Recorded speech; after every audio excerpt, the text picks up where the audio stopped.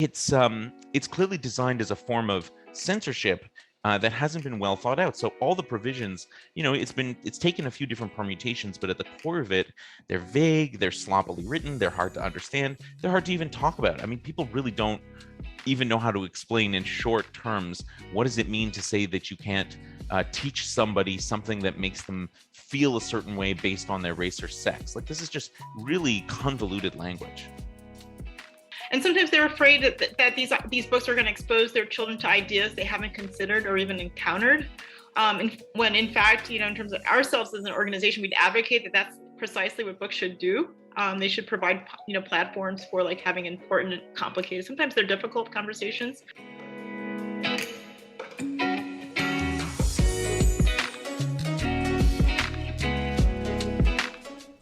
Welcome to What's the Big Idea? I'm your host, Dan Carney.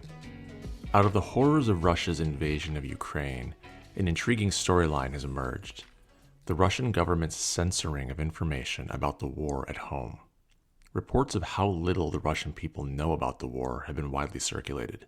State media toes the Kremlin's line, while outside sources of information, such as Facebook, Twitter, BBC News, just to name a few, have been tightly restricted, if not outright banned. This jives with what Americans tend to think of when we hear the word censorship. We think of the totalitarian dictatorships of the Cold War, such as the Soviet Union, or modern repressive governments like North Korea and Iran, shutting their people out of global knowledge. Those kinds of censorship seem so extreme, so egregious and anathema to what the United States stands for that it seems impossible that it could ever happen here. And to be sure, the theme of today's episode is not that the United States is turning into North Korea.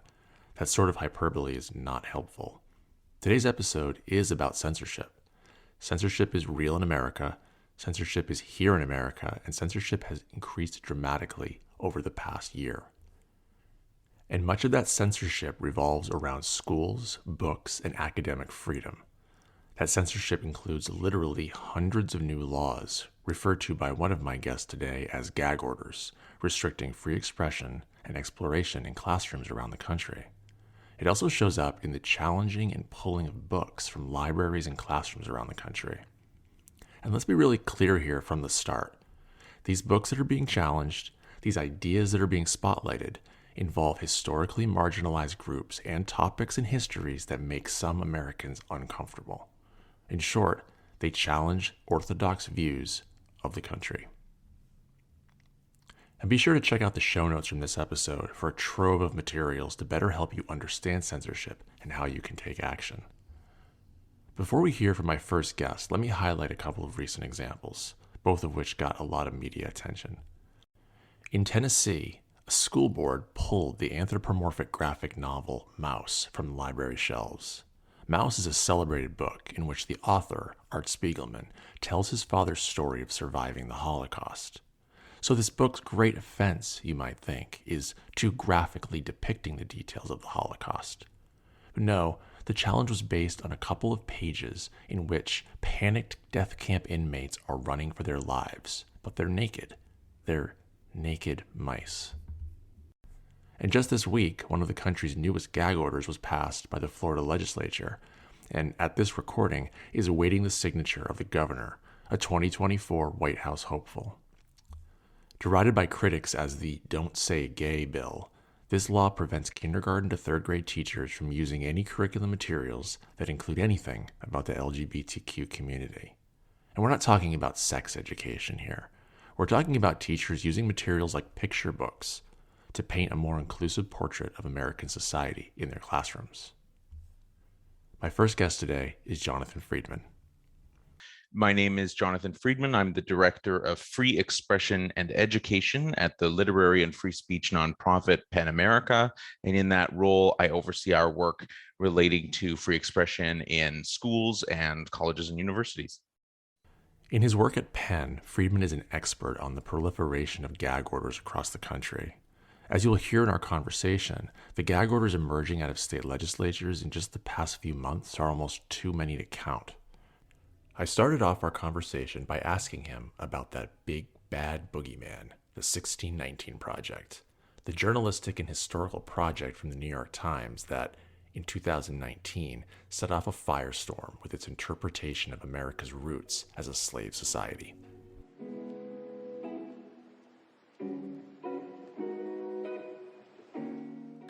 I want to start, though, with what you describe as sort of ground zero for recent efforts at censorship, the 1619 Project. Could you talk a bit about why the 1619 Project is so important to this discussion and how it, in a way, kicked off this wave of censorship? Yeah, I'd love to. I think this is one of the most interesting aspects of the current culture war as it has gained steam over the past year, and that people have some amnesia about, that they don't really recognize that a lot of what we're seeing today, even with, the Don't Say Gay bill in Florida, or just the, explosion of proposals of different kinds of censorship in schools, including teacher surveillance and accounting for every material that is taught in a school or in a library, or these bills that would punish teachers for things that they say, or direct students to affirm that they believe, etc., and all the strange and vague language in all of these bills. That a lot of this actually started with the 1619 Project. And the 1619 Project, the controversy that it it generated, and the blowback to the idea that there could be such a stinging, deep critique of American history and our national narratives that would make people question the way that we talked about basically everything. And in response to that, there were some very strong critiques of the 1619 Project, and the question about whether it should be taught as, as history, or it should be taught as one among many interpretations of history. But the feelings that this seems to have engendered among some legislators, who I think saw an opportunity to take greater control of education, or kind of start to experiment with the idea of new legislative powers concerning schools. And what they found was this issue played well to the base. And you have to understand that there is, at any moment, a whole range of groups and people who have political ambitions, who want to, produce different kinds of social change, from the right, from the left, whether we're talking about Black Lives Matter, or whether we're talking about, family values, anti-LGBTQ, really anti-sex education elements. And so, it's a big world out there of these groups, and many of them exist in many different states. And what happened was, once you put the idea on the table, from Tom Cotton with the Saving American History Act, that you could punish schools for teaching the 1619 Project, suddenly that seems to have opened the door to punishing teachers in schools and policing what they're doing on a variety of issues. And some of the kernels in that act were the idea that you might defund schools, public schools, if they taught this curriculum.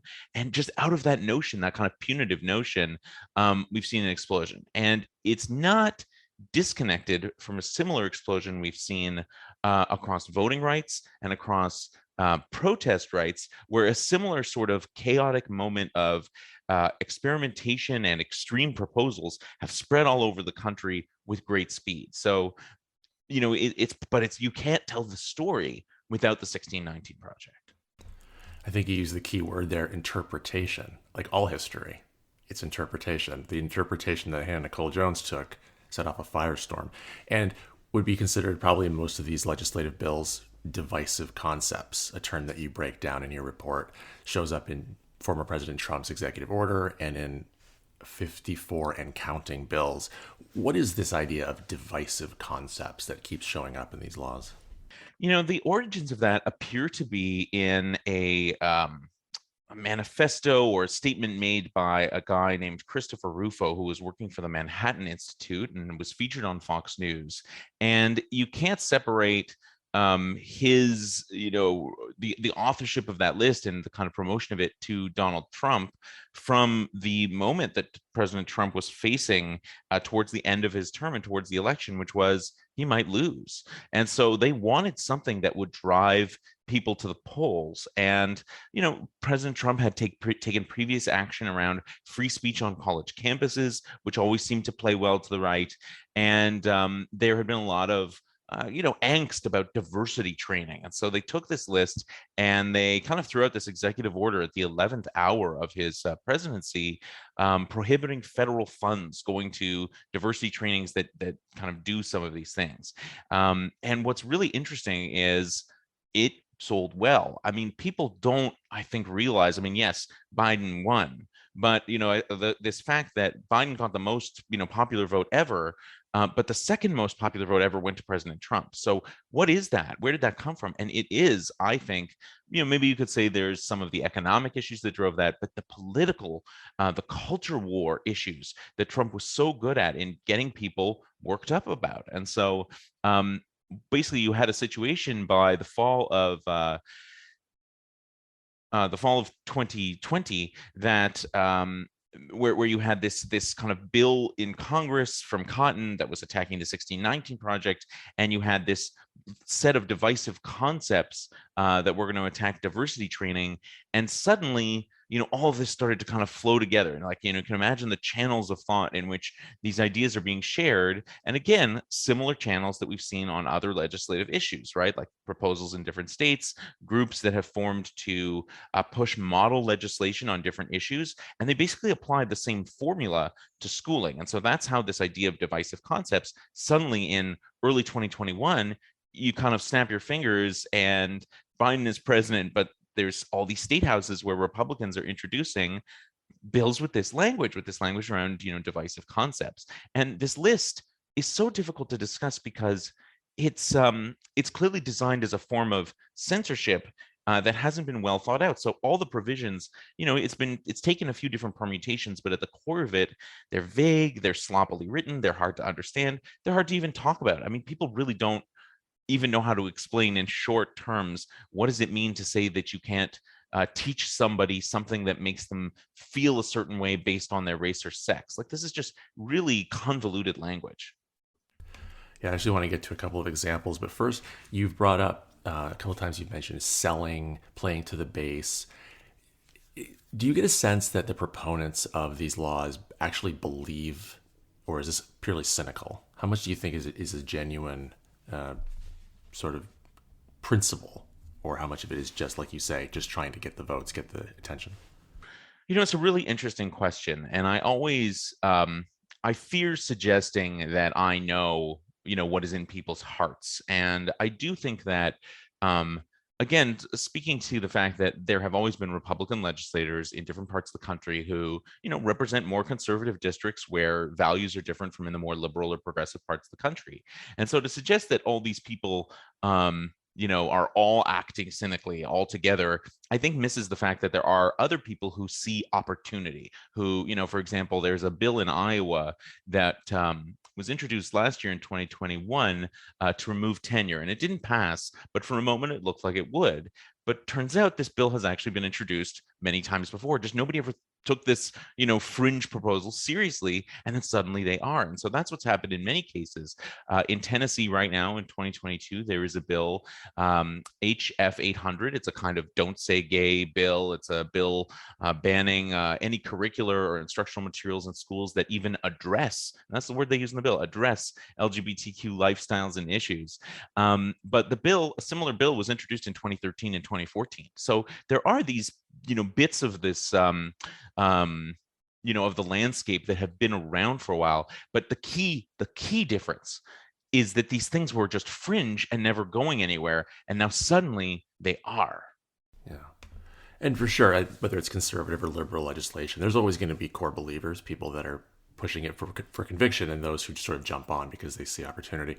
So taking an example, in your report, you use Dr. Martin Luther King Jr., and that quote that everyone loves, content of their character, but you use it to talk about how these divisive concepts could actually prevent the discussion of Dr. King's other quotes and other things he said, pretty much everything else he ever said. Can you talk about that a bit, how that example illustrates what you said before? These sloppily written, vague bills could limit things like the discussion of King. Well, sure. I mean, look, any bill, when it comes to a legislative proposal to regulate how people talk, it's actually extremely difficult to write such a bill to describe, to explain the difference between instruction and discussion, directing somebody and compelling them. What does it mean to train someone, to educate, to inform, to spread knowledge? I mean, a lot of this is synonymous, and yet a huge amount of the bills have chosen and landed on different verbs depending on different states. But this is what it comes to with King, is that, of course, Martin Luther King said more than one quote, and he said all kinds of things. And so there is a selectivity surrounding his the representation of what he believed, particularly that emerged with some of this anti-critical race theory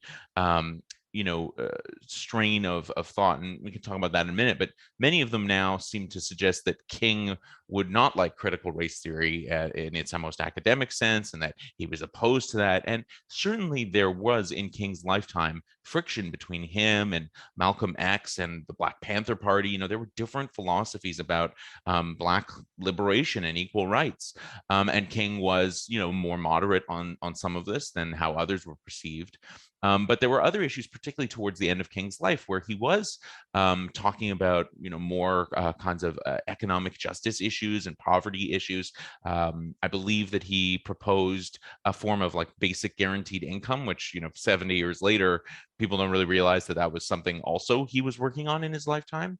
And so, there's no question that, if King said anything about white people, suddenly that term would be essentially banned in any of these bills that basically try to criminalize discussing that as a concept. That's what's at the root of a lot of this. The other thing is that, there's an argument to be made that in some of the bills, they actually guarantee describing philosophy from critical race theory. And it's this funny situation where because many of the bills and bill writers were concerned that if they said this was a ban on critical race theory, prohibition on a specific ideology or viewpoint, well, then that would be unconstitutional. So instead, they kind of developed this workaround with this. Well, it's just divisive concepts, and it's not about critical race theory per se. It's not a ban. That was the key. And of course, then, at the time you had all these legislators who were just saying, we're banning critical race theories. I don't know, like it's like the message was uneven, or they forgot that that's something, saying the quiet part loud kind of thing. And so now it's like just freely accepted. In Texas and Alabama, you have the governor saying like, we're banning CRT, but they've kind of forgotten that that's entirely unconstitutional. So anyways, there's just been this incredible misrepresentation of King, and there continues to be an incredible misrepresentation of what the bills actually say, because they're so vague and sloppily written. So, no, you show this bill to a teacher, they don't know what it means. But what it means really in practice is that if somebody is upset about anything you teach, and they can fit what you taught into one of these categories in some kind of even tenuous linkage, well, suddenly you could be a teacher and find yourself in a great deal of hot water. Yeah, it's the sort of implicit intimidation that comes along. Do these bills have any punitive teeth behind them? You wrote in your report about, in the McCarthy era, a lot of those, so-called anti-communist laws didn't actually have penalties. They just sort of loomed a threat over employees, and the Supreme Court said you can't do that. So what about these current laws? Do they carry penalties? And if they do or don't, could the Supreme Court ultimately find, like the McCarthy laws, that these are just purely there to put fear into teachers' lives? Yep. Yeah, you have to distinguish between, and it's difficult because it's always dynamic. There is a vast field of proposals here. And if you include the proposals that are now emerging, that some of which couple the divisive concepts language with mandates for teachers to post like all of their material and punishments if they don't. So if we're talking about like the much vaster field of parents' rights bills and some of the more recent like bills to ban books or make it easier for parents to challenge books in schools, if you take that whole field, we're talking about upwards of 300, if not like 500 bills just in 2022, and it's March. And I'm really, I mean, it's incredible, and I can tell you, in trying to track all of this, it's incredibly vast. And so in that field, all kinds of penalties have been introduced. Fines for individual teachers, $1,000 here, $10,000 there, defunding of school districts, reprimands on teachers' records, a proposal in one state that a teacher who was found basically in violation of certain provisions of that bill, that they would then be barred from teaching in that state ever again. And a lot of the bills, they either have direct punishments, or they might not specify direct punishments, but they open up the door to making it easier for parents to file lawsuits. And everybody knows what kind of parents are going to be encouraged to file what kinds of lawsuits, right? Like it's not such a secret. I don't think they've thought about at all how the same bills could be used for lawsuits to be filed, on the left or on other kinds of issues, have the same language. And this is always the danger when it comes to regulating speech in law, which is that it's actually very difficult to control, So to come back to the question, in terms of what's become law today on March 11th, most of the penalties and punishments have not yet become law, but there are some bills in particular moving through the current legislative session, which are passed in some cases the House and the Senate, but not yet signed by their governors. The Don't Say Gay bill is one of them, and there are others, and they contain new rights of action, basically making it easier for parents to sue. And so a number of these are moving forward now in 2022. And again, all the other punishments are just there waiting in the wings. For example, I'll just comment quickly on some of these transparency bills right now. They propose penalties if teachers don't maintain accurate records essentially to the day of what they're teaching. And they're supposed to, it's not just like I'm teaching, I don't know, 1860s history today. It's like we are looking at paragraph 2 on page 61 of this textbook today, and we're doing this, and I'm going to show this meme, and I'm going to suggest kids read this magazine or whatever it is. It is so meticulously, it is so, it's designed to meticulously surveil what teachers do. And it's like, if you don't do that, you could lose your job. And this is extreme. Yeah, you can't legislate the art of teaching, and teaching largely is an art. And as soon as you start trying to turn it into a list of bullet points that can be legislated, you're just asking for disaster. Let's switch over now to Penn America, where you work. And what do your days and weeks look like right now as you track and fight this current tide of censorship? Well, right now we are doing a lot of trying to, what I would call, inform the public. So as I mentioned before, we are working on a number of efforts to continue to track all these bills and make people understand what's in them.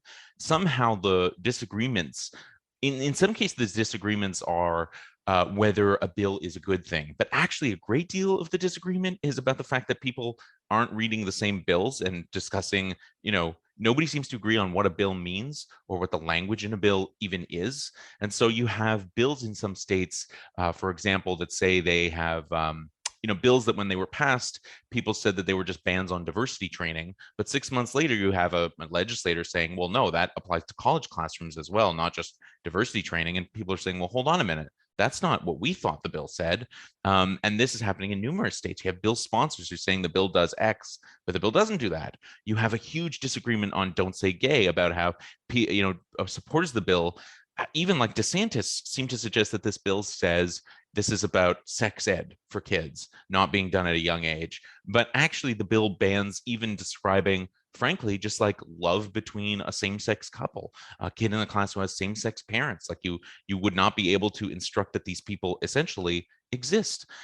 That's what the bill does. That's what the bill says. And the language is right there. It's plain for people to see. So a big fight we're engaged in right now is essentially just trying to help people understand these bills, trying to explain the ways in which what the bills are being called by people who are supporting them are not what the bills do. So, for example, bills against critical race theory, we called educational gag orders really aggressively because that's what the bills do from a free speech perspective. And similarly with this surveillance movement, or I should say with the transparency movement, it's very clear to us that the bills are about teacher surveillance. And so we're working to have people understand that a little bit better. Beyond that, we do a lot of work bringing attention to individual cases. I think that there is always a disconnect, and particularly so now with the basically weakening of local news coverage around the country. The arteries that once existed between telling a local story and making it hit national news and vice versa aren't as strong as they once were. And so there's all kinds of things that are happening in all parts of the country that come across my desk now day to day. And one of the things that we're doing is trying to help those stories, see the light of day. So one story we've worked on this week is a principal, an assistant principal in Mississippi, who was fired for reading a book called "I Need a New Butt" to second grade students on Zoom. And he has a termination letter that describes the word butt and fart, and the fact that the book has an image of a naked boy's butt is grounds not just for like a conversation about whether that book was appropriate or not, but the administrators of the school said that parents might complain, and therefore they fired him. And these aren't conservative leaning necessarily administrators, but I do think these are people who are very afraid and who are kind of see anything that might at all be construed as inappropriate as a reason to act in knee-jerk extreme fashions. This is an assistant principal with a 20-year career. So we're trying to bring attention to stories like this. And I would say if your listeners or teachers have stories that they think we should know about, please get in touch. What that story you just told reminds me of a point you make in your report, that looking at these gag orders through the lens of a rational person is not perhaps the most instructive way to do it. You need to look at it through the lens of a paranoid attorney or a cash-strapped school district that fears that any mistake or misstep could cost them dearly. Absolutely. I mean, thank you for bringing up that point. And we've already seen this, and we're seeing this everywhere. And that's I think people use the term chilling effect, and they don't realize how broad of a concept it is, because a chilling effect is not just you were in conversation with somebody and you didn't think you could say something because it might, I don't know, you might get in trouble. A chilling effect is you are so concerned about the possible ramifications that it leads you to take these extreme judgments and actions. At Iowa State University, they even though the bill in Iowa that had to do with colleges was not supposed to be about academic classrooms, that's what everybody said. And yet, after it passed, the university introduces a guidance for its professors. And there's a question on this guidance that says something like, do professors have to change their teaching as a result of this bill? And the answer from an academic freedom perspective should be no. That should be the answer to that question. That's not the answer. They have a website detailing all the ways in which professors should consider avoiding risk by not mandating students all read texts without other options, by basically weakening the power of curriculum. And so, you have to realize that there is, even in circumstances where the bills are more narrowly tailored, or they might even pass constitutional muster. Supreme Court could say with some of the language tweaks, no, that's constitutional, especially under this Supreme Court. But in reality, the bills are already having this vast effect. And I have been told by some professors who used to give public talks on racism and history that they're afraid to do so in different states right now. So this is having a widespread effect in universities, in schools, and I think it's also impacting museums and just extracurricular activities. Like, there's a vast world of people who are basically operating now with a great deal of anxiety day to day about everything they say to one another about any of these potentially taboo topics. And limiting risk-taking is so damaging to intellectual freedom and study and teaching. So for teachers, librarians, administrators listening, looking at their bookshelves, looking at their curriculum, maybe in one of these states where a gag order has been passed or is being debated, what steps could they take right now? What should they be thinking about to protect their intellectual freedom, protect their classroom, protect their school? Well, I think this is where people have to realize the common cause. And, look, even if people don't think the 1619 project, coming back to where we began, belongs in any of these educational settings, I think that most rational, reasonable people can realize that these bills have crossed a line into a kind of soft authoritarianism. And this is how it starts. Like, no country that becomes authoritarian does it overnight. And it starts with just encroaching upon the space for debate, dialogue, and free speech. And there are people out there who have spent many years now upset about the cancellation of speakers on campuses, or cancel culture, or celebrities who get in trouble for tweets, or professors who are fired for tweets. And I think that many of those people have felt like some of the arguments in 1619, or in what we might broadly call the world of diversity, equity, and inclusion, go too far or are too dogmatic, and they don't like them.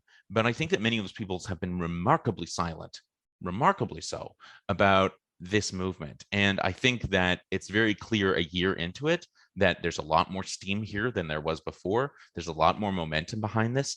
And basically, you have Ron DeSantis in Florida, who's trying to probably run for president, and is trying to make sure that he appears the most extreme possible. And so there's extremism increasingly driving the politics around the country. And that extremism is having this impact here. So I think that people have to recognize their common cause. I think there are some instances where this is happening, like in Indiana, where they recently did defeat one of these bills with anti-CRT and transparency elements in it both. Part of what happened is moderate Republicans realized that this bill was really extreme. They offered what they considered more rational proposals, but then the extreme wing of the party refused to vote for it. And so that's really interesting, in that right now there are indeed, maybe people who disagree about all kinds of values, conservative, progressive, etc.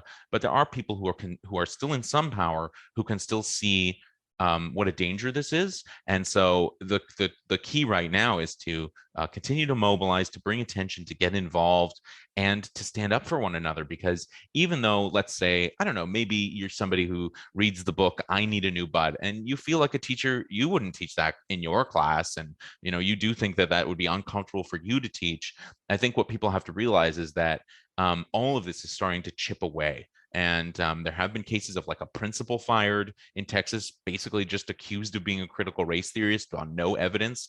A teacher fired for assigning a Ta-Nehisi Coates essay in Tennessee. And I think there are going to be more of these stories very soon, as people people get empowered to for parents to sue schools, or for superintendents who are nervous, or principals, etc. And so the key right now is to recognize that even though some of these more what seem like fringe stories, or like subtle encroachments, it could very quickly turn into something much more severe.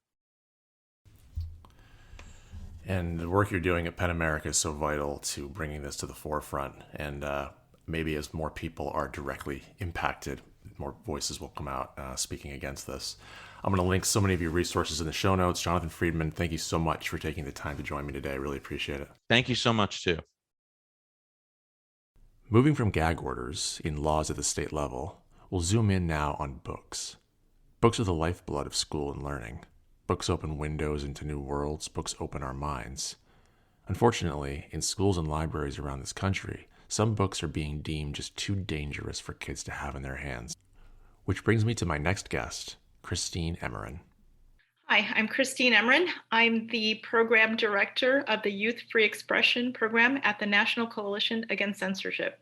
The NCAC organization is an alliance of national nonprofit groups that are dedicated to protecting freedom of expression, including the rights of K-12 students, teachers, and staff. We are a nonpartisan organization. Great. Thanks so much for joining me. And I want to get to a lot of the great materials that you're producing at NCAC. But first, I wanted to start by asking about just general censorship. It feels like it's made a comeback in the last year. But is that true, or is it just getting more media attention? Are we seeing actually more censorship in schools and libraries across the country? Well, if we look at the American Library Association, they've actually recorded on their website that school libraries have reported more than 300 challenges to library materials across the country. And this is just last fall. And that's doubled the total the group saw in all of 2020. And just for the first quarter of this year, they've also exponentially increased in terms of the number of challenges that they've received. Okay. And how would you, for my listeners, how would you define censorship? Here, what we're looking at is the increase of book censorship. And so here, what's happened is there's been a slew of legislation actions across the country. Some of them have been masked under anti-CRT laws or divisive concept laws that prohibit the teaching of certain concepts that are seen as causing, discomfort. And in some cases, like if you look at Pen America, they talk about it as education gag orders. And in general, what these laws have done is they produce a chilling effect on what teachers can teach, as well as contributed to an increase in challenges by parents to books that produce a discomfort in their students or they disagree with viewpoints. So I'm curious, you referenced this in some of your material, that in 1982, the Supreme Court ruled in a case, Island Tree School District v. Pico, that, quote, school boards may not remove books from school library shelves simply because they dislike the ideas contained in those books. So how are they doing that now if the Supreme Court's ruled that they can't do that? Right. Well, see, the parents in general are allowed. Sorry, I correct myself. They are allowed to object to these books, and they are also allowed to view their views about them. And so we'd never say that they're not. But it's also the job of school officials and also the government agencies that govern them to ensure that the student rights are protected, and also to ensure that no one's personal viewpoints are privileged. So a parent has a right to influence their own child's education, but not to determine what all children are allowed to have access to read, to learn. Right. So that's always been the case, right? Parents can always opt out of books or ask that their child not read certain books. So then what's happening now that makes this situation different from a parent just saying, oh, I don't want my child having this book in their hands?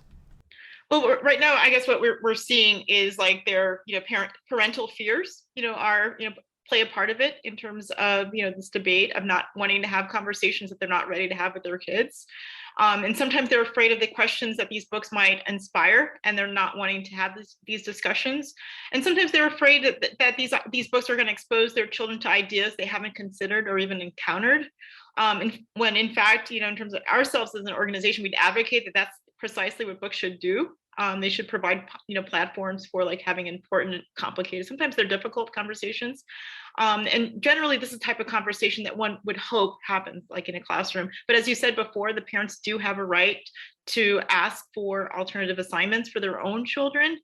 And so they are able to, in that particular case, opt out or be given an alternative, assignment. But in a library, a library book is required to serve, it's not required to serve, basically a library is different from a classroom in that a library is required to serve, more variety of students. But if it were to serve, every single student's need, it could, the library itself, having a broad selection are not going to necessarily, be responsive to everybody. But if we were to have that as a requirement, we would have shelves that would be bare because not every single book is going to respond to every single student. If that makes sense. For sure.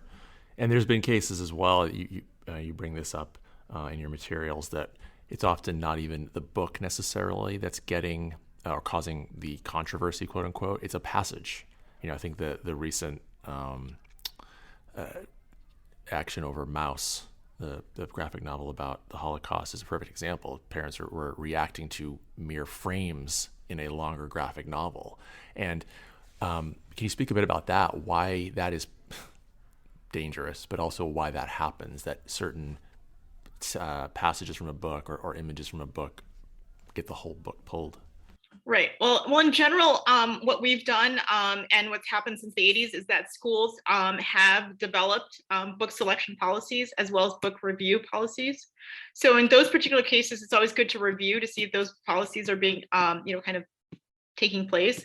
And in those policies, we usually it's basically required that they have like a diverse community of educators, parents, teachers, students that can also subject matter experts that can offer kind of information about the value of these particular books to students and in their educations. And so in those cases, we always ask that that the policy that they establish are robust and challenge proofed.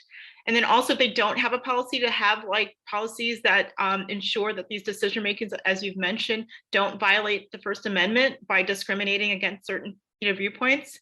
And so as a result of that, it's good to, to invite those who are objecting to these materials to first, before, going through a formal complaint, sit down with them and talk to, have the teachers and the parents, have a discussion with the teacher or the librarian, depending if it's a school library or, curriculum issue, and they can explain, the materials itself in terms of its educational value.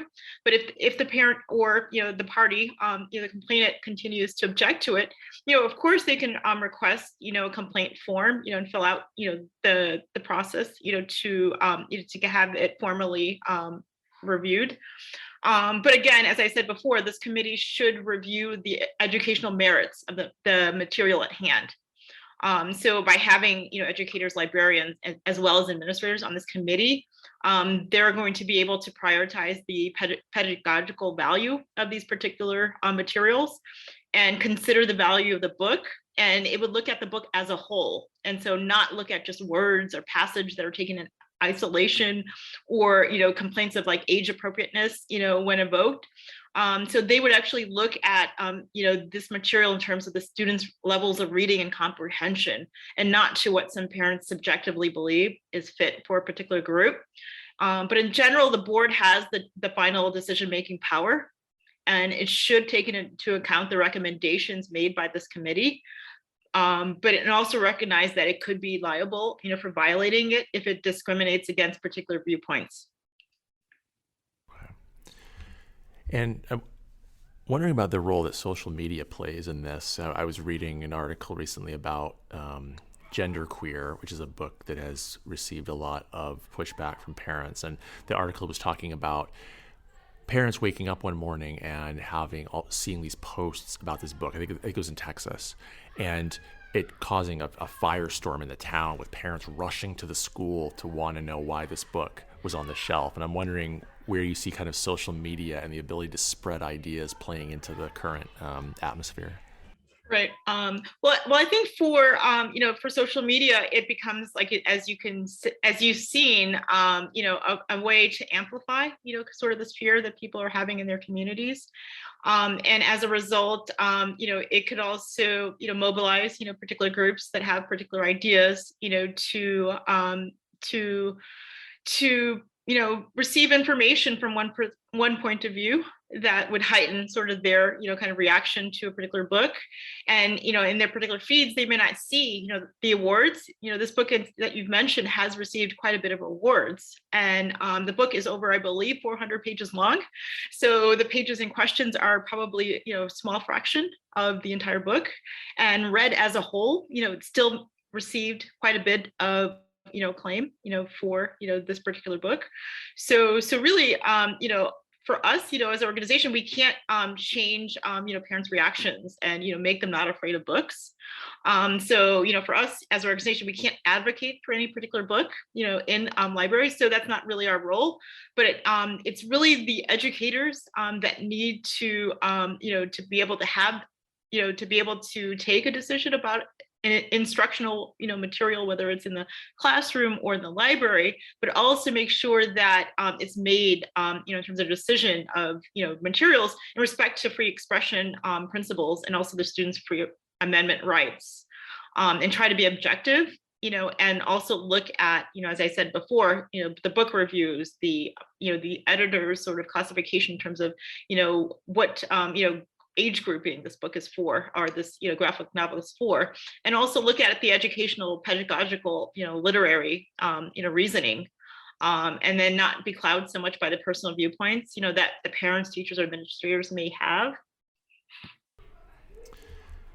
Yeah, I'm glad you brought up this notion of looking at what our reviewers saying about it, what a reputable website saying about it, empowering people with that information. You're the director of the Youth Free Expression Program, and you've created some really incredible resources, including the Kids Right to Read Action Kit. And one of the tips you give students in that action kit is to go to the experts, see what the experts are saying about this book. Empower yourself with that information before you go talk to educators and parents. What else can students do to push back on censorship, book bans, gag orders, etc.?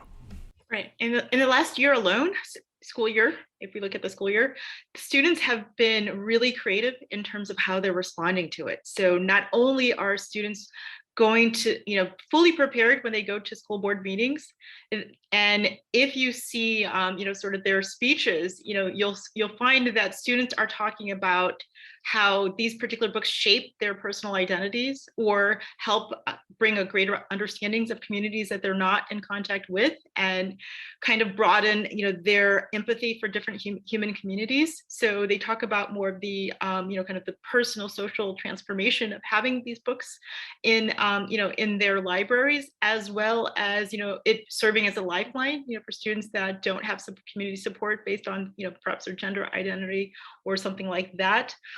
So students are, the best testimonies of, having, an effect in terms of their lives, why these books are important to them, as well as they've been, in contact with authors, and quoting, why, these particular books, in terms of their value, in terms of their educational value, have been lifelines for students.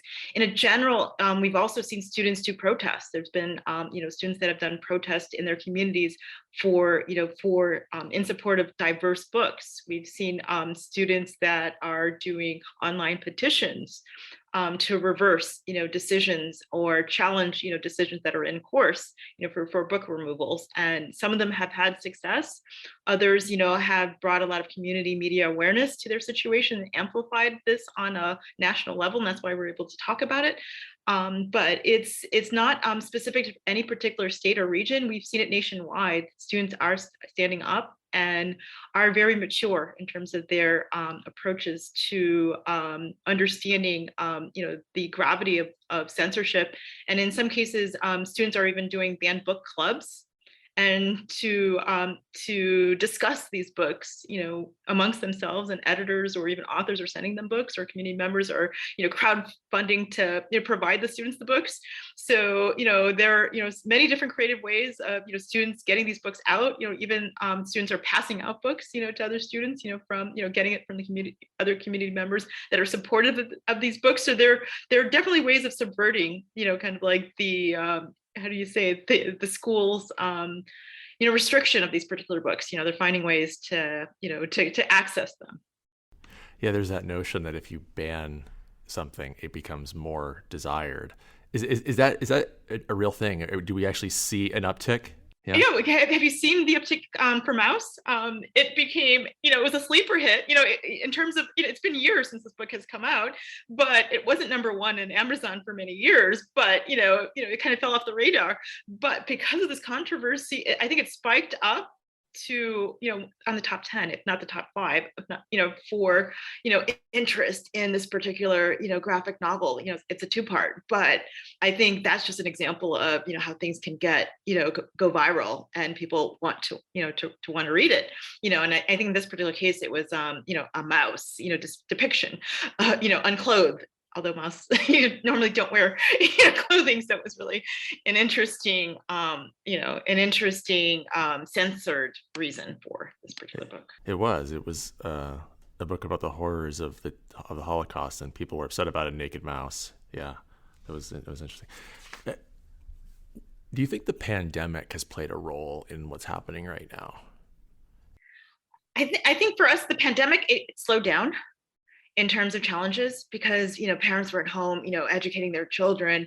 There was really no time, for them to go to school board meetings and to really monitor, what's going on, because even hybrid learning was scattered, throughout the country. So I think it took a little bit of a pause, but it was after, when students started going back to school, that is sort of, reared, kind of it sort of made a resurgence, but then also it had a timing with the new administration.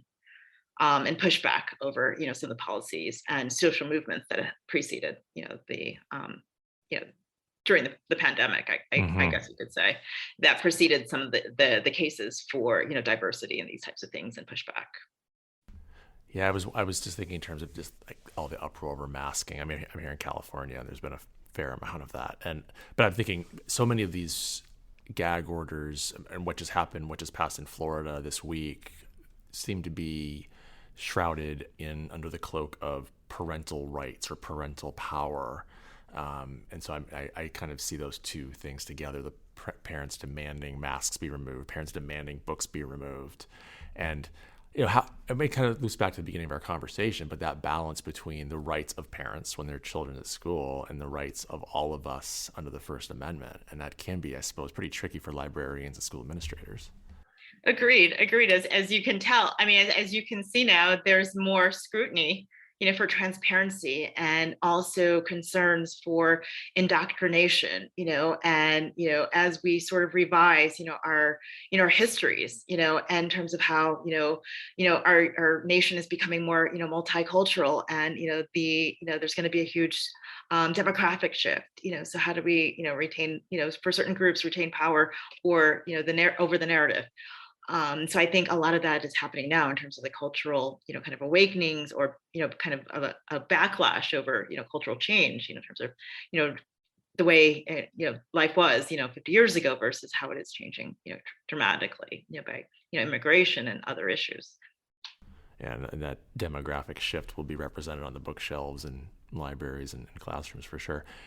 And how about for educators? You mentioned chilling effect earlier, and I think that's exactly right, that you don't have to necessarily tell a teacher they can't do X for X not to happen. You just make the atmosphere seem dangerous or threatening or not worth it.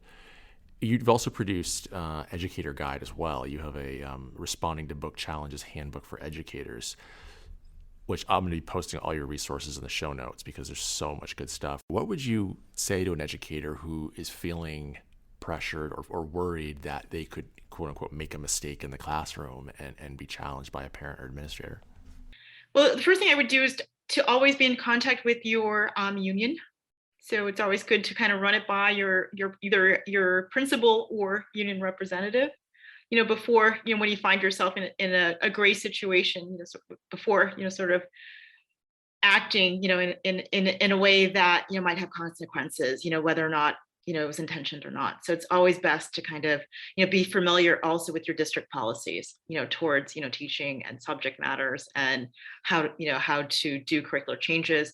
Also, if you're, English teacher, there's an NCTE association, which is National Councils for Teachers of English, that provide a lot of support and resources in terms of rationales for teaching particular books. So that's usually a good, kind of a good document to have to when these challenges arise, because you have already like these rationales that provide, a list of, resources or reasons why this book is has merit, in terms of pedagogical value, to quote from. So I think these are resources, in each of the disciplines, such as social studies too, that, provide, kind of support to the profession of teachers. Excellent. And you, if I'm not mistaken, you have spent considerable time studying youth movements in Eastern Europe. And what lessons can we learn there from societies emerged from truly totalitarian environments and have asserted their rights? What can we learn from the youth there? Well, as we look at this Ukrainian war, I mean, we see just how, precious and fragile democracy really is. So even when we thought, they were sort of in a gray area, we didn't know 100%, whether the regime could, be incorporated, in the EU, we see things differently now, just in a matter of, 2 weeks.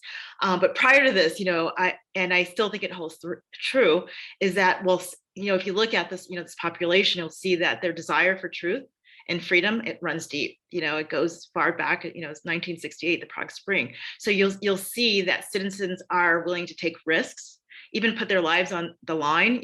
I said this even way before, the war, to protect their democratic freedoms. So whether we're talking about press, they're in bunkers now, recording things, on TikTok, assembly, even if there's a risk of being, arrested. You see in Russia, there's still a lot of anti-war protesters, knowing, the consequences to that, are still speaking out, even though they are in a non-democratic state. But you see how there is a human will, to fight against tyranny, repression, and even corruption. So as we see this Russian invasion, we see it, even much more on display in terms of its importance. to us understanding our, democracy, and also our, roles in terms of, censoring those that are pro or against this particular war. How that, kind of feeds into the national politics, geopolitics, and, everyday life of ourselves. But I think for us, it's important to note, how, in some cases it can't be taken for granted, because as soon as we take it for granted, it can be taken away. And just the power of words and language, something bitterly ironic about hearing people speak out about schools being tyrannical in forcing books upon their kids. And yes, as you say, there's people dealing with those real issues somewhere else, and they're standing up for those rights. Right. I mean, even today, I saw on CNN, they're like, I want to go back to school, from, Ukrainian person, in a bunker, she's like, American kids out there, don't take school for granted, so it was just this desire, to learn. Well, Christine, I want to thank you so much for taking time to speak with me today and sharing your insights, and we'll be sharing all your resources in the show notes. You're the director of the Youth Free Expression Program at the National Council Against Censorship. Thanks so much for joining me. I appreciate it. Thank you. A huge thanks to Jonathan Friedman and Christine Emeran for joining me for this vital conversation about censorship around the country. Perhaps the idea of censorship in America seems dramatic, seems histrionic, seems like a liberal fantasy playing out. But just take a look at the laws that are being passed, take a look at the books that are being challenged, and you can see it is very real and it is growing. As I mentioned before, check out the show notes for loads of information about how censorship is growing in America and what you can do as a student, as a parent, as a teacher, as an administrator to stand up to it. As always, I welcome comments, questions, criticism on Twitter and Instagram at BigIdeaEd. Thanks for checking out today's episode. Stay safe, everyone.